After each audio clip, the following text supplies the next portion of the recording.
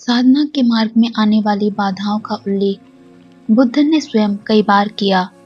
पहले शारीरिक कष्ट थे। मुझे याद है सरीपुत्र की मैंने पवित्र जमीन के पूर्ण चक्र की साधना कैसे की। मैं तप कर रहा था और मैंने उन लोगों से ज्यादा तपस्या की।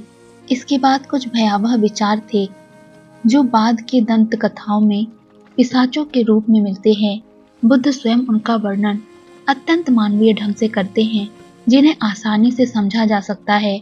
जब वे जंगल में अकेले में रात बिताते थे तो कई बार एक डर उन्हें घेर लेता था। मैं वहां था तो कभी कोई हिरन मुझ तक आ जाता, या कोई मोर एक टहनी नीचे फेंक देता था, या कभी कोई हवा नीचे गिरी हुई पत्तियों को सरसराती हुई निकल जाती थी।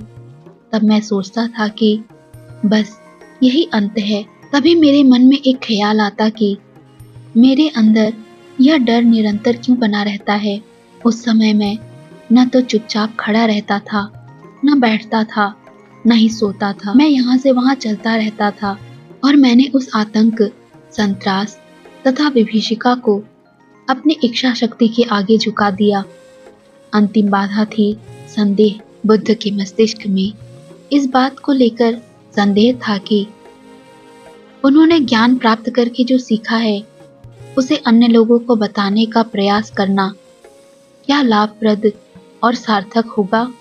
उनके मन में यह विचार आया कि उनका सत्य केवल बुद्धिमान लोगों के लिए है और आम आदमी हर प्रकार की शिक्षा के बावजूद वहीं अटका रहेगा जहां वो अटका है। अगर मुझे सत्य की शिक्षा देनी भी है तो वे मुझे नहीं समझेंगे।